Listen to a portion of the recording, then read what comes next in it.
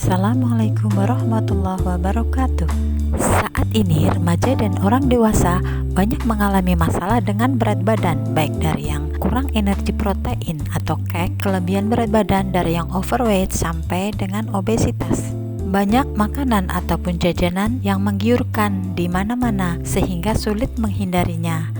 Alhasil, remaja ataupun orang dewasa banyak yang mengkonsumsi makanan melebihi kebutuhan kalorinya setiap hari hingga terjadi kegemukan sampai obesitas. Setelah gemuk, apalagi obesitas, remaja maupun orang dewasa baru menyadari bahwa langsing itu ternyata lebih cantik dan mereka pun ingin cantik.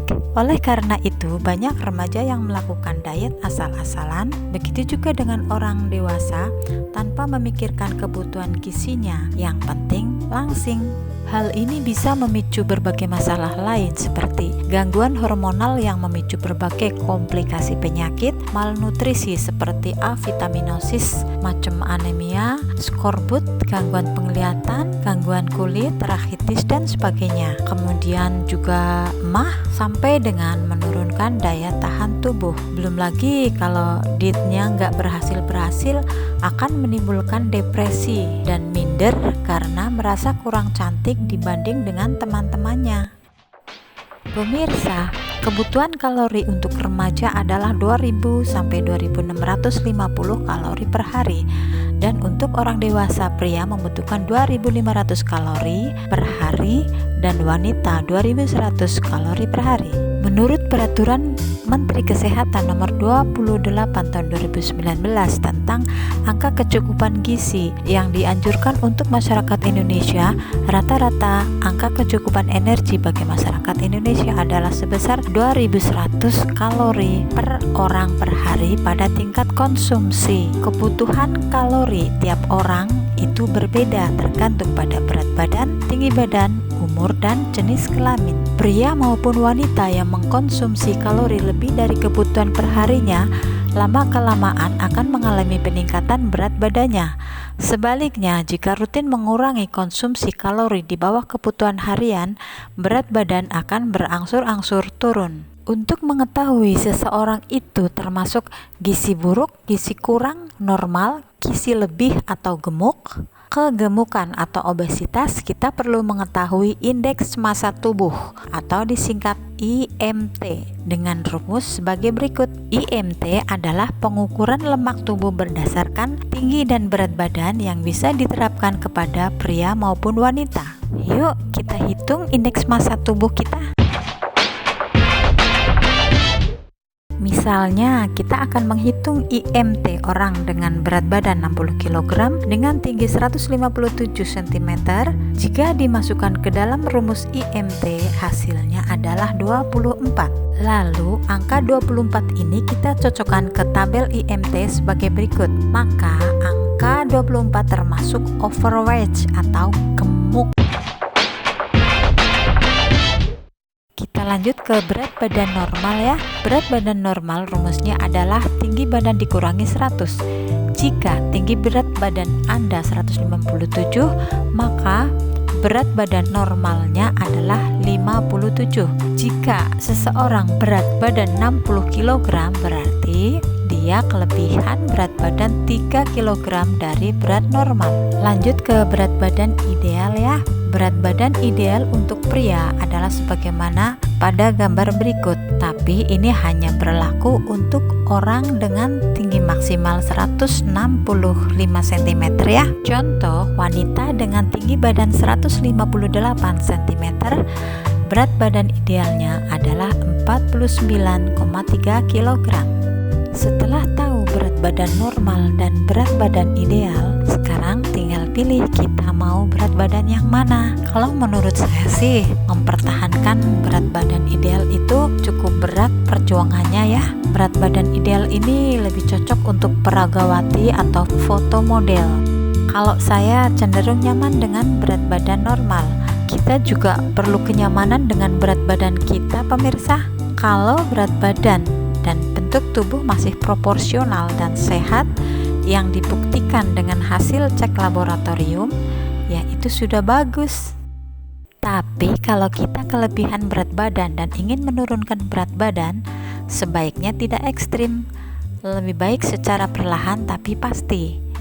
Di samping itu disertai juga dengan olahraga. Dengan begitu, maka vitamin dan mineral di dalam tubuh kita seimbang sehingga hormonal kita juga sehat. Dengan olahraga juga, maka massa otot pada tubuh kita juga baik. Kalau terjadi penurunan berat badan kan biasanya otot kita jadi lembek ya. Kalau kita sertai dengan olahraga, insya Allah otot kita tetap kencang dan bagus. Untuk menghitung kebutuhan kalori yang diperlukan seseorang dalam satu hari, kita perlu menghitung dulu basal metabolic rate atau BMR atau tingkat metabolisme basal, yaitu jumlah energi minimal yang dibutuhkan tubuh agar organ-organ dan semua sistem yang ada di dalamnya bisa berfungsi dengan baik. Rumus BMR menggunakan rumus Harris-Benedict sebagaimana pada gambar berikut. Kita bikin contoh ya. Laki-laki dengan usia 19 tahun, tinggi badan 177 cm, berat badan 77 kg. Di sini didapatkan BMR laki-laki tersebut adalah 1861,88 kilokalori. Kalau laki-laki tinggi badannya lebih rendah, ya disesuaikan dengan rumusnya ya. Kalau rumus berat badan ideal untuk wanita adalah sebagai berikut. Contoh kedua, wanita usia 15 tahun, tinggi badan 158 cm dan berat badan 60 kg. Kita lihat penghitungan di video ya.